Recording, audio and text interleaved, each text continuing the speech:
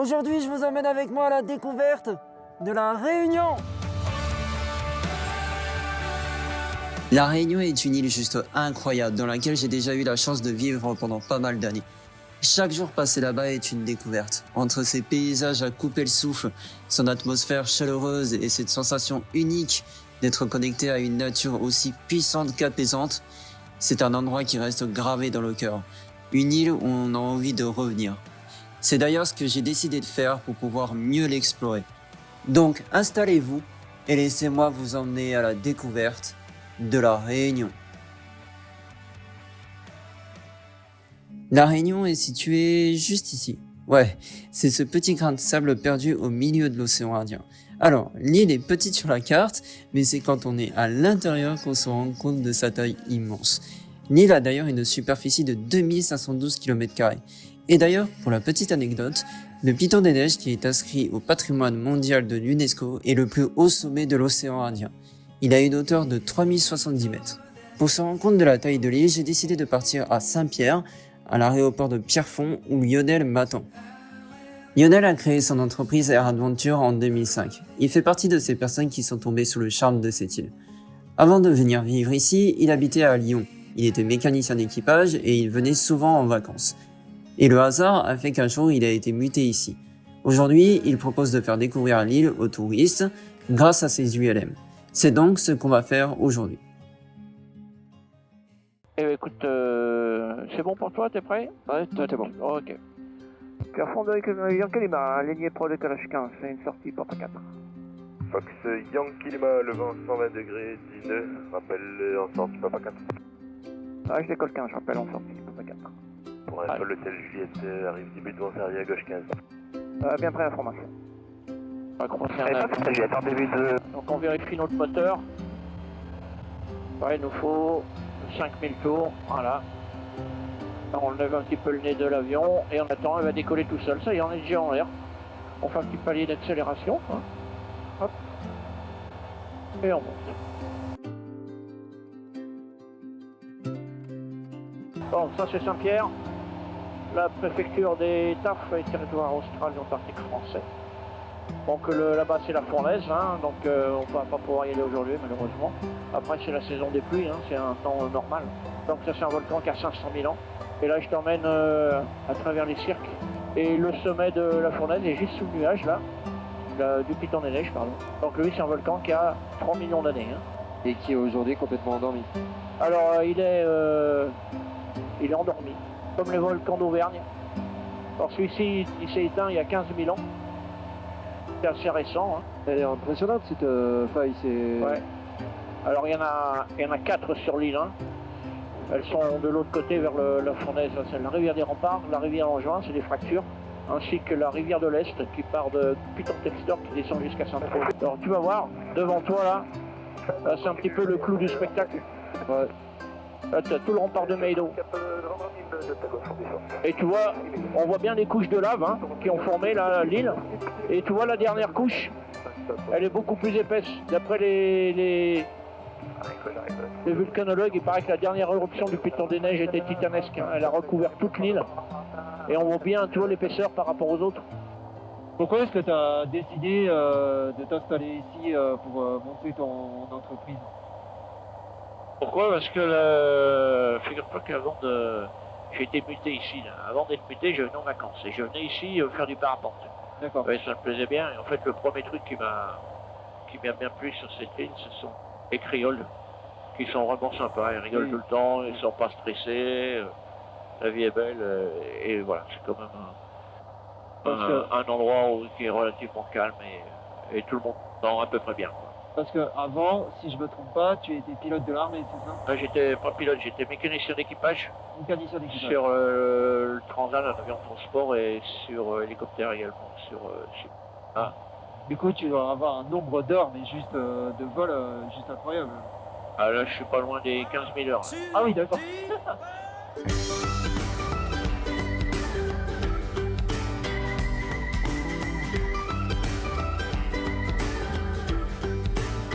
Et voilà, j'espère que vous vous rendez un peu plus compte de la taille que fait l'île. Et c'est pas fini, maintenant il est temps de redescendre et de partir l'explorer.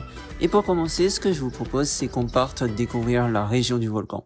Et pour pouvoir l'explorer, j'ai contacté Benoît. Benoît est un guide accompagnateur spécialisé sur le piton de la Fournaise. Donc, autant vous dire qu'il connaît la région comme sa poche. Bon, Benoît, dis-moi, on est où là? Eh bien, on est sur la route du Piton de la Fournaise. On va aller découvrir un petit peu le volcanisme réunionnais. Ouais. Ça te dit? Ça marche. Bah, là, je vois que c'est un petit peu dans la brume. Ouais, mais je pense que ça va se dégager. Ouais, c'est très très léger et dans quelques minutes, ça va être grand beau. Normalement, on a une belle fenêtre météo. Donc on croise les doigts, mais je pense ça va être top. Ok, bah let's go. Allez, c'est parti. Comme l'a dit Benoît, c'est parti pour aller explorer la région du volcan. Et je ne sais pas pourquoi, mais je sens que cette journée va être particulièrement intense. Bon, du coup, on est où là? Là, on arrive au cratère Commerson. C'est un cratère qui est pas tout jeune pour nous. Hein. Il y a 2000 ans, mais à l'échelle du Piton de la Fournaise, à l'échelle géologique, c'est un cratère qui est tout récent. D'accord. Grosse éruption, et là je te propose qu'on tourne le cratère Commerson, qu'on puisse aller voir de l'autre côté, et on aura une super vue sur la rivière des Remparts, hein. C'est la rivière qui arrive jusqu'à Saint-Joseph. Ok, bah on y va. Ah mais j'imaginais pas comme ça, mais c'est... Ah là il y a de la hauteur, hein. C'est fou. Tout à l'heure on était juste de l'autre côté, en face. On voyait la rivière des Remparts, mais depuis l'autre côté. Donc là, on a quasiment tous les sommets de l'île, hein. Le Grand Bénard, le Piton des Neiges, le Ciment d'Ef, la Roche Écrite, le Mazerin, tous les principaux sommets de l'île. Et puis en plus, ce qui est bien aujourd'hui, c'est qu'il fait vraiment beau. Ah bah là, on voit vraiment jusqu'au bord de la mer, c'est... On a bien choisi notre journée. Ouais. Bon, on a changé de secteur, on a quitté le cratère Commerson, et là on arrive sur une zone qui est bien chaotique, hein, qui fait aussi partie du Piton de la Fournaise, qui est beaucoup plus récent. Là, c'est une zone, il y a eu de l'activité il y a seulement 400 ans. Et là, on se retrouve au bord d'une belle fissure. Alors les fissures, elles ont plusieurs manières de se former. On peut avoir des fissures liées à l'activité, vraiment à la remontée de magma. Hein, quand le magma il remonte, ça fracture la roche. Et puis on peut aussi avoir des fissures qui se créent au moment où ça se refroidit. La roche, hein, quand elle se refroidit, elle se rétracte. Et du coup, ça peut créer des fissures. Donc là, on a vraiment un champ de bataille, hein. C'est très chaotique et on va aller se promener un petit peu au cœur de cette éruption. Mais cette fissure, elle est quand même impressionnante. Ça s'est formé en combien de temps? Formé tout ça peut Ah oui, ça peut se former très rapidement, hein. C'est vraiment, ça craque, quoi, hein. C'est vraiment un crack. Ça peut aller très vite. Bon là, on voit le fond, hein, c'est quelques mètres. Mais... On est d'accord que c'est pas la seule sur l'île. Il y en a, enfin sur la plaine des Sables, il y en a d'autres. Des fissures? Ouais. Ah, il y en a partout. Il y en a partout. Là, ça... C'est vrai que celle-ci, elle est jolie, hein, elle est bien large, elle est bien nette. Du coup, elle est impressionnante. Ouais, franchement, déjà que celle-là, elle a l'air assez profonde. J'ose même pas imaginer les autres, surtout qu'elles ont même pas toutes été découvertes. Probablement qu'il y a des fissures qui sont... Oui. Ouais, parfois, la fissure, elle peut être plus ou moins recouverte. Mais non, celle-ci, elle est vraiment très belle. Donc, là, Jarod, on est en plein cœur du volcanisme, hein. On arrive au bord d'un puits. Ah, le terme puits, il est plutôt bon. On est au cœur d'un piton, hein. C'est un cône volcanique qui s'est formé par accumulation de projections et de débordements de lave. Donc ça a construit cet édifice et on voit très bien que le gros de la lave s'écoulait par ici, hein, à la sortie du cône. Et puis à un moment, il y a une baisse d'activité où l'éruption s'est arrêtée. Il y a une vidange du puits, hein, et c'est pour ça qu'on a cette espèce de tunnel à la verticale qui est assez profond, hein, qui fait une quinzaine de mètres de profondeur. Mais là, quand même, on peut voir aussi qu'il y a la nature qui a repris ses droits quand même un petit peu. Elle a du mal, hein. Les conditions sont tellement compliquées, hein, pour la nature qu'elle a du mal à recoloniser. Là, c'est une éruption, on est à peu près 400 ans. Donc en 400 ans, à plus basse altitude, on pourrait avoir une forêt. Là, le problème, c'est que les conditions sont vraiment extrêmes. On va avoir des mètres d'eau en quelques jours, pas une goutte d'eau pendant plusieurs jours. La température, l'hiver, ça descend à 0, ça peut même geler. On peut avoir le sol sur des dalles bien sombres, hein, qui montent à plus de 80 degrés, ça chauffe dur. Et puis le problème, c'est que toute cette eau qui tombe, eh bien, elle s'infiltre directement. Hein, quand on regarde de près, on se rend compte que c'est complètement poreux, hein. Il y a des bulles partout, il y a des fissures partout. On a vu la fissure tout à l'heure, là, c'est tout fracturé. Du coup, l'eau, elle tombe, mais elle n'est pas retenue, elle disparaît. Du coup, pour la végétation, c'est vraiment un problème. Pour qu'elle puisse pousser, il faut d'abord de l'eau, hein. Et d'ailleurs, on voit que les bords sont végétalisés. On a quand même de la végétation, tout simplement parce que là, il y a de l'ombre, il y a de l'humidité, il y a du ruissellement le long de la paroi. Et du coup, là, la végétation, elle a réussi à coloniser. Alors là, on est vraiment dans une bouche éruptive, hein. On est à un endroit où la lave, elle sortait, hein, avec la pression, avec les gaz. Et ce que l'on voit autour de nous, finalement, c'est les dernières petites projections de lave.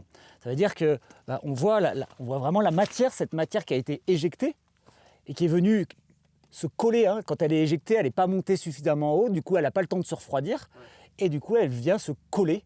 Et c'est ça qui a construit cette structure. Et là, ce que l'on voit, c'est vraiment les derniers lambeaux de lave, hein, comme des espèces de ça on voit que la matière, elle se colle et puis elle s'étire. Et alors là, on a de la chance, hein, on a des endroits qui sont bien vitrifiés. Hein. Dans la lave, il y a de la silice avec laquelle on fait du verre.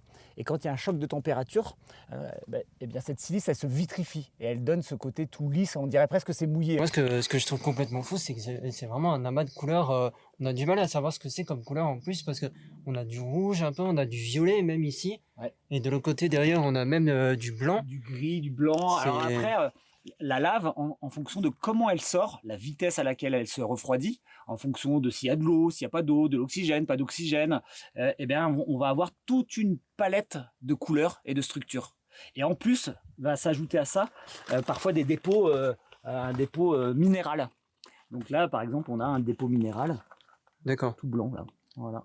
Et puis après, la vie peut arriver aussi petit à petit, puis on peut avoir des lichens, des mousses, des fougères qui vont petit à petit coloniser l'endroit. Oh là là, cette vue, elle est juste, mais incroyable. Incroyable, je suis bien d'accord. On est où là du coup? Là, on arrive au bord de la caldeira, au bord de l'enclos. Hein. C'est le cratère principal du piton de la Fournaise. Alors le cratère de Lomieux, lui, hein, finalement, quand on dit le cratère de Lomieux, c'est la petite caldeira sommitale qui est tout en haut. Ouais. Une caldeira, c'est quoi? C'est un cratère d'effondrement. Il faut imaginer que tout ça, ça s'est effondré et depuis, le volcan se reconstruit à l'intérieur, coulée de lave après coulée de lave. Donc si on avait la chance de pouvoir venir peut-être dans 500 ans ou dans 5000 ans ou dans 50 000 ans, ça dépend de l'intensité des éruptions, hein, comment va se comporter le volcan. Mais s'il produit beaucoup de lave, potentiellement dans quelques années, ce sera peut-être à nouveau tout plein. D'accord. Ou au contraire, il n'y a plus rien ici, ça reprend sur la plaine des sables, ou alors c'est le piton des neiges qui reprend, ou les deux en même temps, on ne sait pas. Hein. Nous, on n'est que de passage, hein. L'homme habite l'île que depuis 400 ans. Hein. Et alors devant nous, là, on a vraiment ce cône hein, qui domine, qui est l'accumulation, hein, toujours pareil, de milliers d'éruptions les unes par-dessus les autres. La zone qu'on a plus à droite, là-bas, c'est la zone où il y a eu le plus d'activité récemment. Tous les petits cônes volcaniques que l'on voit là, la plupart, c'est des éruptions toutes récentes. C'est vraiment les dernières éruptions. On a 2015, 2022, 2018, 2018. Celle de 2023 de l'année dernière, on ne la voit pas, mais elle est dans cet axe-là, elle est un peu plus loin. Et ce qui est quand même fou, c'est qu'on voit vraiment les traces des éruptions. Il y en a vraiment partout. Et puis là, on voit que ça s'est quand même bien intensifié. Ça devait être quelque chose, cette éruption. Alors là, on a plein d'éruptions. Hein. Du coup, la plupart des éruptions actuellement, elles durent de quelques heures à quelques mois, grand maximum. La plus longue éruption, c'est 98, elle est de l'autre côté là. Ça a duré 6 mois. Là, on a eu celle de 2015 quand même, qui a duré 2 mois. Hein. Le piton Kala et Pélé là. Okay. Très très belle éruption. Et c'est quelle éruption qui a été la plus intense à La Réunion? Alors l'éruption, celle qu'on considère comme celle du siècle, hein, l'éruption du siècle, c'est 2007. Okay. 2007, c'est vraiment la dernière fois que La Réunion s'est agrandie sur l'océan. 50 hectares gagnés sur l'océan. Et depuis, c'est vrai qu'on a eu beaucoup d'activités, mais on a eu des activités, enfin des éruptions moins grosses. Le massif du piton de la Fournaise, il a 500 000 ans. 500 000 ans. Ouais, okay. C'est considéré comme un volcan jeune, 500 000 ans. Et il fait d'ailleurs partie de l'un des volcans les plus actifs. C'est un des volcans les plus actifs. Et d'ailleurs, en parlant de ça, il faut le surveiller, ce volcan. Et juste derrière nous, on a ces appareils qui permettent de surveiller. Alors des stations comme ça, il y en a un petit peu partout sur l'île. On va surveiller 3 paramètres principaux. On va surveiller les gaz, l'inflation, hein, le magma quand il vient recharger les réservoirs magmatiques, ça fait gonfler la montagne. Et du coup, ce gonflement, cette inflation, ça va engendrer de la sismicité. Donc en surveillant ces paramètres-là, ça permet de dire, voilà, potentiellement, on peut avoir une éruption à court terme.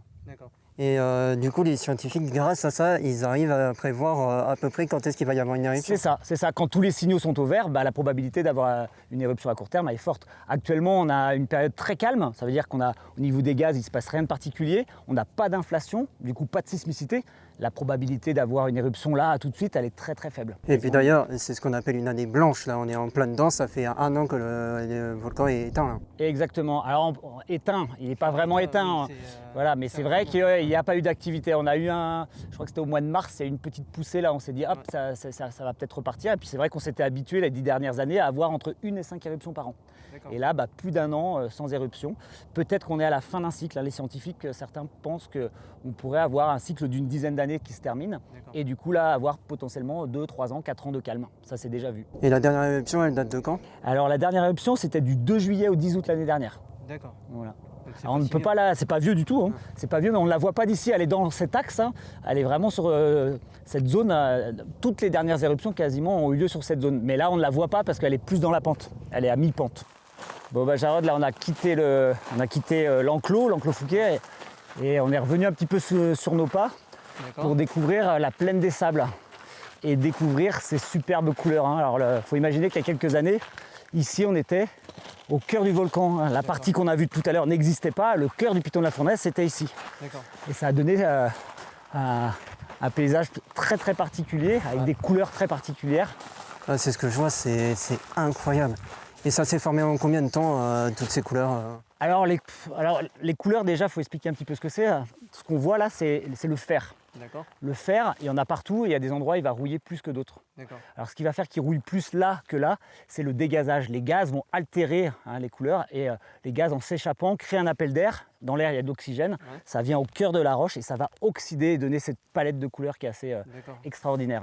Et on est d'accord que c'est vraiment que ici qu'on peut voir ce genre de... Alors ce paysage, il est vraiment particulier, hein. La plaine des sables a vraiment ce côté sable, hein, parce que cette éruption-là, le piton Chisny, hein, sur lequel on était monté en 2022, eh bien, c'est lui qui a fait des fontaines de lave gigantesques. Et quand il y a des grosses fontaines de lave, la lave, elle est fragmentée un peu comme un spray, hein, finalement. Et là, ce qu'on a, c'est des lapillis, on appelle ça des lapillis.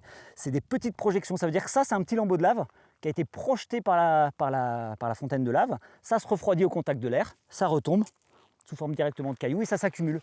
Et il en a tellement produit que c'est venu tout mettre à niveau le fond de l'ancienne caldeira. Là, on est au fond, hein, on est dans l'ancienne caldeira du piton de la Fournaise, on peut dire ça comme ça. Il y a 60 000 ans, le cœur du volcan était là, ça s'est effondré, reconstruit il y a 40 000 ans, re-effondré. Et petit à petit, la plomberie volcanique, hein, le centre éruptif a migré vers l'est, on va dire ça comme ça. Du coup, moi, je voulais quand même te poser une question. Pourquoi tu es devenu guide? Qu'est-ce qui t'a intéressé là-dedans? Alors clairement, là, c'est le côté volcanique, hein. J'ai toujours été passionné de volcans. Après, je suis originaire de Bretagne, alors tu vois bien, les volcans en Bretagne, il n'y en a pas beaucoup. Mais ici, c'est mon bureau, donc un bureau volcanique, plutôt sympathique. Et avant, en Bretagne, j'étais déjà guide. Mais j'étais plus guide sur le littoral, donc je parlais plus de milieux marins, des îles, de la côte bretonne, on va dire ça comme ça. Puis j'ai eu une opportunité de venir là avec ma compagne. Et évidemment, de mélanger la passion et puis le boulot, c'est quand même pas mal, hein. Donc là, voilà, on est au cœur de mon T'as quand même un bureau qui est très sympathique. Il y a des gros problèmes de thermostat, hein. Je dis tout le temps ça, parce qu'il fait souvent trop chaud, trop froid, pas assez de vent, trop de vent. Là, ça va, on a mais là, aujourd'hui, on est vraiment chanceux. Une météo Idéal. Franchement, Benoît, je te remercie infiniment de m'avoir fait découvrir du coup ton métier et pour cette journée aussi.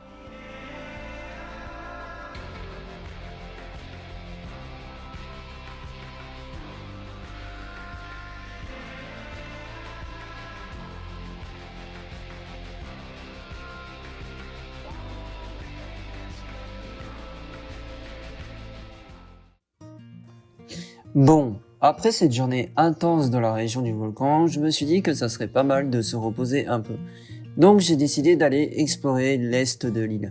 L'est de l'île est l'endroit parfait pour admirer des cascades spectaculaires et profiter d'une nature luxuriante. Cette région, régulièrement arrosée par des pluies, est un véritable jardin tropical où se mêlent végétation exubérante, rivières tumultueuses et sites naturels impressionnants.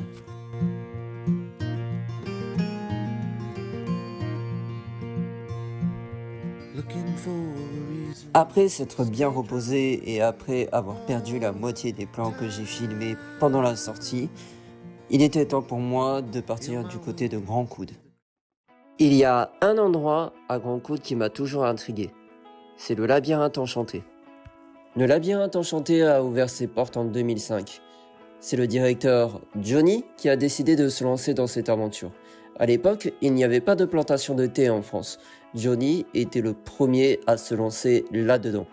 Mais du coup, j'ai eu envie d'aller le rencontrer afin qu'il puisse m'en dire un peu plus sur cet endroit. Bienvenue à vous au labyrinthe. Comme vous pouvez voir, ça s'écrit le labyrinthe en champ de thé. Le principe pour nous, c'est de vous faire découvrir le thé de l'arbre à la tasse. Alors, le thé a été ramené à La Réunion à partir des graines, a été planté sur le plateau de Grand Coude. Alors déjà, pourquoi on appelle ici Grand Coude? Vous voyez mon coude? Je le prends et je le mets à la pièce manquante. Voilà pourquoi Grand Coude. Là, nous sommes situés exactement ici, à 1100 mètres d'altitude, entre la rivière Langevin et la rivière des Remparts. Quand on monte à Grand Coude, on monte sur ce qu'on appelle ici le Petit Serré, l'heure de pique-nique 60 mètres de large, avec un super point de vue ici sur la rivière Langevin et un deuxième sur la rivière des Remparts. Nous, d'origine de Grand Coude, nos grands-parents ne sont pas arrivés par là, mais nos grands-parents sont arrivés par là. Pourquoi? Parce qu'à l'époque, ils travaillaient ici, Cap Blanc, il y avait beaucoup de problèmes d'érosion, ils ne pouvaient plus travailler. Ils ont fait un sentier, ils sont montés cultiver à Grand Coude le géranium. 1900, le géranium a été cultivé. 1955, le cours mondial avait chuté. On a arraché le géranium, on a planté du thé. Le thé était connu parmi l'un des 3 meilleurs au monde en 1972. On a arraché le thé, on a replanté le géranium. Et nous, en 2005, on a voulu sauvegarder notre patrimoine agricole de Grand Coude à travers la culture du thé et aussi la culture du géranium. Voilà pourquoi on montre un petit peu notre village de Grand Coude. C'est vraiment ce qu'on veut mettre en valeur, c'est notre petit plateau de Grand Coude où il fait bon vivre, avec un sentier qui ramène Grand Coude au Mont de Langevin. On traverse par ici, ce qu'on appelle le sentier marron, pour arriver vers la plaine des Sables. Si on regarde sur la côte de la Réunion, vous voyez Grand Coude ici, le volcan il est à peu près derrière ici. Géographiquement, nous sommes le village le plus proche habité du volcan. Oui, c'est ce que je me suis dit parce que hier j'étais au Piton de la Fournaise en train de le visiter et j'ai vu que vraiment à vol d'oiseau on doit être à 3 ou 4 km. Oui, tout à fait. C'est très très proche du volcan, exactement. Mais bien sûr, nous on est protégés par ce qu'on appelle la plaine des Sables, hein, les fondements qui a eu lieu bien sûr, à l'essence de l'île. Alors nous ici, on est très proche du cratère Commerson qui est juste en haut, hein, bien sûr, avec vraiment, quand on monte sur le Morne ici, avec des vues extraordinaires sur toute la côte sud, on découvre le village de Grand Coude, on voit bien son petit cordon ombilical qu'on appelle ici là. C'est vraiment un endroit extraordinaire. Et l'eau de Saint-Joseph, il est capté au-dessous de Grand Coude, ici à la Source Casala. Voilà, l'eau de Saint-Joseph, il est capté sous les remparts. C'est pour ça que nous, le choix de produire ici de l'agriculture biologique, c'est vraiment de préserver notre sol et de préserver demain matin le terrain pour nos enfants. Donc là on arrive vraiment Dans la forêt de Théier. au cœur de votre forêt. Voilà, là nous entrons dans la forêt de Théier. Cette forêt-là, il fait 1 hectare. Avec des théiers qui poussent vraiment naturellement, hein, telle qu'elle est. Ce qu'on a fait dedans, c'est juste une petite allée pour qu'on puisse traverser, pour montrer aux gens cette forêt de théier. Comme je disais tout à l'heure, théier solidaire, vous voyez, dès qu'ils se touchent, ils se fusionnent ensemble. On verra d'autres exemples en haut qui seront beaucoup plus visibles encore. Hein. C'est vraiment, il y a plein d'exemples comme ça dans le labyrinthe. C'est vraiment impressionnant que ça se fusionne comme ça. C'est pour ça qu'on dit aux gens, hein, avant du bois du thé infusé, on voit d'abord le thé se fusionner entre eux. Vous voyez l'exemple qu'on a laissé ici pour montrer aux gens que s'il ne faut pas d'entretien dans la forêt, les attendrons, il n'y en a plus. Hein. Regardez la liane rouge, il va monter au-dessus et il va s'étaler sur toutes les plantes, même dans la forêt. Donc c'est vraiment ce qui vous pose le plus de problèmes dans votre récolte au quotidien. Oui, voilà, c'est le plus travail à faire dedans, c'est l'entretien de ces lianes-là. Ouais. Après, le plus gros travail, c'est la récolte quand même. Hein. Voilà, il faut récolter tout le temps. Hein. Et là, on a un beau spécimen de théier solidaire. On voit que cette branche-là, elle est tombée. S'appuie ici. Celle-là, elle s'est greffée sur elle-même. Si on suit la branche, elle est greffée ici. Et là, on voit bien que les théiers, ils sont solidaires. Et c'est grâce à tous ces greffages-là qui sont soudés naturellement comme ça avec les cyclones, les années après les années, qui a pu résister cette forêt avec tous ces cyclones-là. C'est ces greffages qui sont entre eux. À travers cette forêt, il n'y a pas que les théiers. Hein. Là, on a un beau spécimen derrière nous, aussi une belle fougère arborescente, endémique de la Réunion, qui repousse. C'est ce qu'on appelle le fangeon. Hein. C'est vraiment une espèce protégée, qui est vraiment déjà là depuis pas mal d'années, hein, comme vous pouvez voir. Oui. C'est vraiment une belle fougère. Et c'est combien d'années exactement? Vous avez une idée Celui-là, je pense qu'il était là déjà dans les champs de récolte. Hein, parce qu'à l'époque, quand ça faisait comme un parapluie, comme vous avez pu voir dans les champs de récolte, les gens laissaient souvent 1 ou 2 pieds pour pouvoir se mettre un petit peu à l'ombre quand il faisait trop chaud dans la journée. C'est de la chance que personne ne l'ait rasé. Et que... Oui, voilà. Oui, tout à fait. Et après, cette forêt-là, comme je disais, hein, comme on est au cœur du village, les gens ne pouvaient pas planter au cœur du village l'élevage, parce que l'élevage laitier est revenu place. Et cette forêt a pu garder parce que, voilà, tout simplement, c'est des petites parcelles qui sont au centre du village. D'accord. Mais on est d'accord que aussi, vous êtes vraiment la seule exploitation de thé en France. Il commence à y en avoir un petit peu qui s'installent, oui, mais vous êtes les premiers. En 2005, on s'est installé, on a fait nos recherches, il n'y avait aucun producteur de thé en France. D'accord. Même au niveau de la mixture, on ne pouvait pas se déclarer en tant que producteur de thé. Aujourd'hui, nous considérons comme plante aromatique et médicinale. Nous, on a aujourd'hui 5 hectares de récolte. Aujourd'hui, sur la métropole, on a aussi quelques producteurs qui commencent à planter. Même sur la plaine des Palmiers, aujourd'hui, on a un producteur qui s'appelle Popeye, qu'on appelle, et lui commence aussi à produire du thé. Aujourd'hui, en métropole, je crois qu'il y a à peu près 35 producteurs de thé en France. D'accord, ouais. Donc ça va bien Je crois changer. que l'année dernière, la production française était à peu près d'une trentaine de kilos en France. D'accord. Nous, sur le labyrinthe à santé, on en produit à peu près 1 tonne 300. 1 tonne 300, ah oui, d'accord. De produits séchés, hein, sachant que dans un kilo ramassé, comme on a montré tout à l'heure, il ne faut pas oublier qu'une fois séché, on était à 130 grammes. 130 grammes, ouais. Voilà. Ok. Là, on voit des exemples, hein, avec l'humidité qui commence à monter. Tous ces jeunes plants-là, c'est les graines qui tombent. D'accord. Là, on voit bien les graines. Là, on voit bien qu'avec la paille qu'il y a dessus, ils vont germer. Et après avoir la germination, voilà, ça va ressortir des nouveaux plants. Donc en gros, vous avez vraiment du thé en continu qui n'arrête pas de pousser. Bah, on continue, sachant que vous savez qu'on plante un premier plant de thé, on dit que le théier il est productif pendant 100 ans. D'accord. On a encore une belle marge devant nous, même si nos plantations datent des années 50. Nous, on a dans les champs de récolte, on a autant des anciennes générations que des nouvelles générations de pousses. Parce que quand on a taillé, on a tout taillé, et ça fait une table de récolte bien régulier. Et nous, on a vu que tous les ans, on fait ce qu'on appelle la table de récolte. Il arrive, un théier n'est pas trop productif dedans. Ouais. On le laisse monter, on ne le taille pas cette année. Ok. L'année ensuite, on vient le taille, il redevient. Et ça redevient, et ça d'accord. redonne des belles pousses. D'accord. Voilà. On va dire des fois, comme nous, hein, quand on est fatigué, travail, un petit mois de congé, ça fait du bien. Mais les plantes, c'est pareil que nous-mêmes. Hein. De temps en temps, ils ont besoin aussi un peu de repos. On ne va pas le récolter, on va le laisser naturellement. D'accord. Et s'il suffit qu'on va le tailler, on aura une masse de feuillage qu'on va le remettre à la base. Parce que nous, ici, l'exploitation, il est ramené en agriculture biologique. Et ce qui fait que ça va redécomposter et ça va renourrir la plante tout simplement. D'accord. Voilà. Donc c'est vraiment grâce à cette petite graine. Voilà, c'est comme ça qu'on a ramené le thé à La Réunion en 1955, on va dire. Quand le thé était ramené, on a ramené le thé à côté de ses graines. Ouais. Et du coup, ça prend combien de temps en vrai à pousser? Si on prend une graine comme ça, on le plante, pour que ce soit économiquement rentable, il faut attendre 5 ans. 5 ans? Voilà. Sachant que dès la deuxième année, on peut avoir la première pousse. Mais il n'est pas rentable, il faut le tailler, il faut former sa table de récolte, ce qu'on appelle une table de récolte souvent. Oui. C'est pour ça que le théier est assez compliqué, parce que 5 ans, pour moi, c'est rien. Parce qu'après, c'est quand même productif pendant 100 ans. Ouais. Vous voyez, il y a cet avantage. Moi, quand les nouvelles plantations que je fais, je plante du géranium, et à l'intérieur, je fais des haies brise-vent. D'accord. Tous les 10 mètres, je mets une brise-vent. Ça me fait une haie productive. Tous les ans, je taille mes théiers, je mets entre mon paillage pour le géranium. Et je produis du géranium quand il y a des cyclones, il n'y a pas de problème d'érosion, il n'y a rien dessus. Ok. Voilà. Après la visite de la forêt, Johnny m'a proposé d'aller faire une petite dégustation de son thé. J'ai déjà eu la chance en arrivant d'avoir pu tester le thé blanc. Donc là, on va tester le thé vert et le thé noir. Mais malheureusement, je n'ai pas eu assez de batterie pour filmer le thé noir, donc vous aurez que le test du thé vert. Encore désolé. Je mets ça ici. Merci. Et voilà. Donc ça, Et voilà, il va nous servir un petit thé noir en même temps. ok. Comme ça, on va comparer les deux. Donc ça, c'est le fameux thé vert que vous servez. Voilà. Et voilà le thé noir. Ok. Voilà sa belle couleur. Hein. Allez, ben je le teste. Il est vraiment excellent. Ah, mais avant, maintenant, on a amélioré un petit peu la technique de thé vert. Je préfère celui-là. Ah, il est excellent celui-là. Je le préfère limite au thé blanc. Ah, moi, je préfère le thé blanc. Je bois un thé vert, je bois un thé noir, hein, mais je préfère mon thé blanc. Et voilà, j'espère que vous en avez appris un peu plus sur l'histoire du labyrinthe enchanté. Allez, maintenant, il est temps pour moi de partir dans l'ouest de l'île.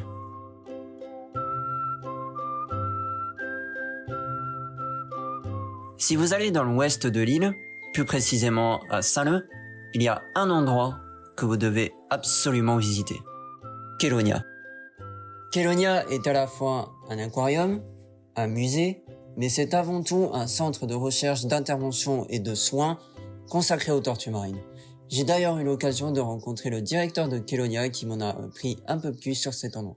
Donc bienvenue sur Kélonia, on va faire le circuit de visite, le parcours muséographique de Kélonia, qui est un parcours qui a été réparti en 3 espaces. Donc nous voilà ici au niveau de ce qu'on appelle le grand bassin de Kélonia. C'est un bassin de 500 mètres cubes qui est alimenté en permanence par de l'eau qui est pompée dans le lagon de la Pointe des Châteaux, juste devant chez nous. L'eau n'étant qu'en partie filtrée, on va pomper des œufs et des larves de poissons, de crustacés et de mollusques qui, si elles trouvent des conditions favorables, vont s'installer dans nos bassins. Donc tous les animaux qu'on voit dans ce bassin, en dehors des tortues, sont arrivés spontanément avec l'eau de pompage. Donc on a reconstitué un petit morceau de récif. Enfin, il s'est reconstitué spontanément comme ça, un petit morceau de récif, où on voit bien la richesse de la vie avec beaucoup de poissons. Et parmi ces poissons, des poissons carnivores qui sont des prédateurs potentiels des bébés tortues. Donc les petites tortues, quand elles arrivent en mer, elles n'ont qu'une seule idée, c'est de nager le plus vite possible dans le sens contraire des vagues pour s'éloigner justement de ces prédateurs côtiers qui sont présents sur le récif corallien et partir au large pour pouvoir vivre leurs premières années à l'abri de ces prédateurs. Et elles ne reviendront près des côtes que lorsqu'elles ont une taille suffisante pour être à l'abri de ces prédateurs. Donc c'est à peu près la taille des tortues qu'on peut voir dans ce bassin.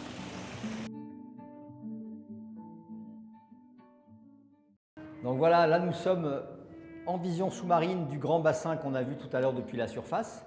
Donc on voit bien tous les poissons, les algues, les crustacés, les mollusques qui sont présents dans ce bassin sont arrivés spontanément avec l'eau de pompage. Et pour ceux qui ne se sont plus, ils sont restés, ils ont grossi. Et c'est comme ça qu'on a maintenant des poissons qui ont plus de 15 ans, qui ont 16 ans, et qui sont arrivés à maturité sexuelle, et qui du coup vont à leur tour se reproduire dans le bassin. Et du coup, les œufs et les larves pondus dans le bassin sont entraînés dans le lagon avec l'évacuation du grand bassin. Donc les larves et les œufs qu'on a prélevés avec l'eau de pompage les premières années, maintenant on les renvoie dans le lagon. Voilà. Et donc les seuls animaux présents qu'on a mis dans ces bassins, ce sont les tortues. Donc là vous avez une jeune tortue kawan, qui est une tortue qui a été victime d'une pêche accidentelle. On a dû l'opérer pour lui retirer l'hameçon. Et maintenant qu'elle est guérie, qu'elle recommence à se nourrir, on va pouvoir la relâcher en mer. Et dans ces cas-là, on les fait systématiquement parrainer par des écoles de façon à associer sensibilisation et conservation. Donc voici la troisième salle de Kélonia, qui est une salle qu'on a appelée l'avenir, puisqu'on présente dans cette salle les menaces qui pèsent sur les tortues marines actuellement, leur importance relative, et puis les mesures qu'on essaye de mettre en place pour limiter ou réduire ces menaces, qui pour certaines sont des menaces très, très importantes, notamment les déchets plastiques. Donc là, on a un espace justement qui présente l'impact des déchets plastiques sur les tortues marines, avec dans les tiroirs de ce meuble des représentations, donc des contenus intestinaux de tortues marines. Donc chaque alvéole, c'est ce qu'on a retrouvé dans une tortue marine. On voit la quantité de plastique et la diversité des plastiques qui sont ingérés par ces tortues marines. Donc c'est quelque chose qu'on a commencé à suivre et ça fait une quinzaine d'années maintenant. 30% des tortues étaient concernées par ces déchets plastiques. L'année dernière, c'était 97% des tortues qui étaient concernées par les déchets plastiques. Donc on est vraiment dans un phénomène de grande ampleur et qui a tendance à s'amplifier et à s'accélérer malheureusement.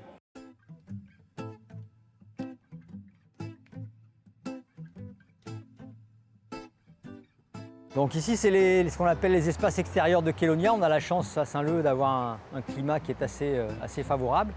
On a dans ces jardins qui ont été aménagés des tortues terrestres, qui sont des tortues qui nous ont été cédées par des particuliers et qui, pour certaines, se reproduisent à La Réunion. On a pas mal de ces petites tortues qui sont nées chez nous. Donc on a la tortue radiata, qui est une espèce malgache, qui est une très belle espèce, qui est une tortue à étoiles, dont on a les jeunes tortues dans le parc qui est derrière. Et puis on a deux spécimens de tortues éléphantines des Seychelles. Donc là vous avez justement Harold, qui est un mâle de 67 ans, voilà, qui est mon copain et qui aime bien se faire gratter le dos. Donc Harold, c'est une tortue des Seychelles qui a été introduite, ça fait maintenant depuis les années 66, pour ce qui le concerne à La Réunion, et donc qui nous a été confié et donc qui est chez nous maintenant depuis une trentaine d'années. Donc il y avait à l'origine des tortues terrestres endémiques à La Réunion, mais qui malheureusement ont disparu à la fin du 19e siècle. Et ensuite, les Réunionnais ont réintroduit des tortues depuis Madagascar et depuis les Seychelles. Et c'est comme ça que les tortues radiata et les tortues éléphantines sont arrivées à La Réunion.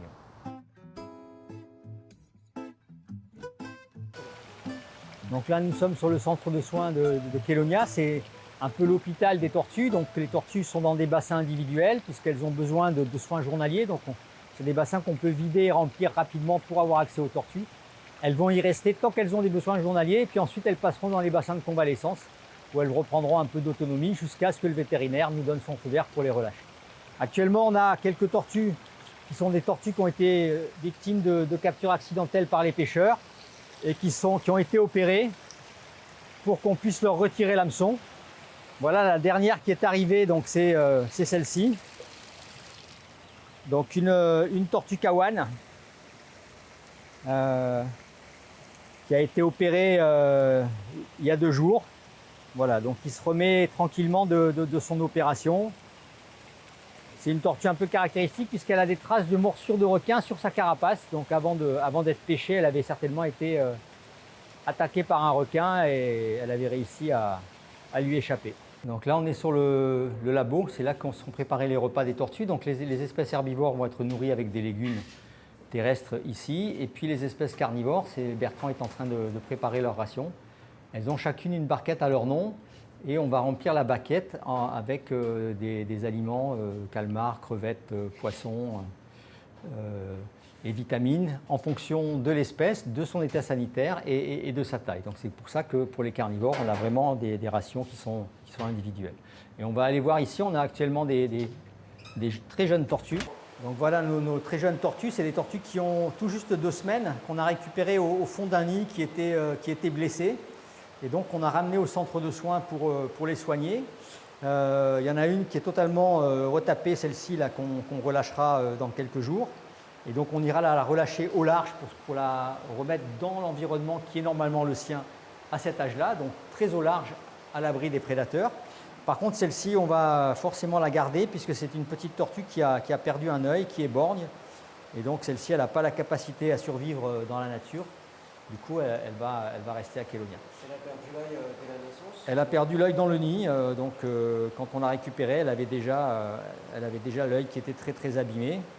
C'est 2 tortues du même nid, donc c'est 2 sœurs. On voit bien la différence de croissance entre celle qui a bien récupéré et puis notre petite tortue borgne qui a un petit peu plus de mal à retrouver des forces.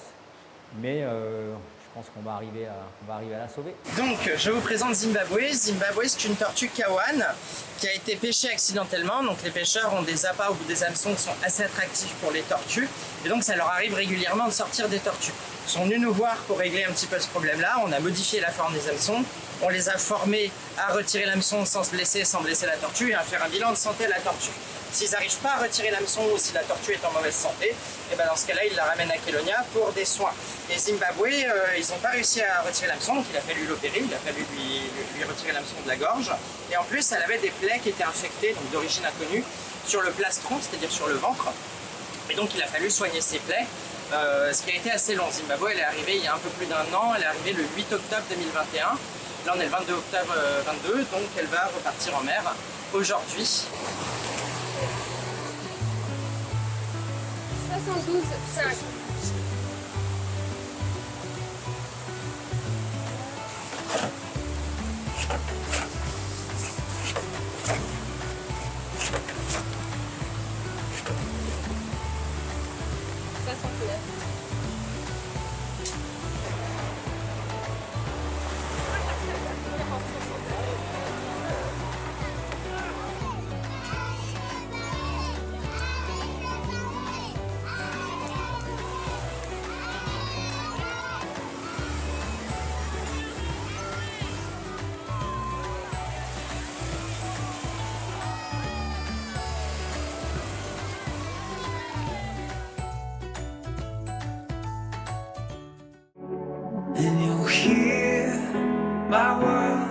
Et voilà, la vidéo est terminée, j'espère vraiment qu'elle vous aura plu. Si c'est le cas, n'hésitez surtout pas à la liker et aussi à vous abonner, ça me soutiendrait énormément.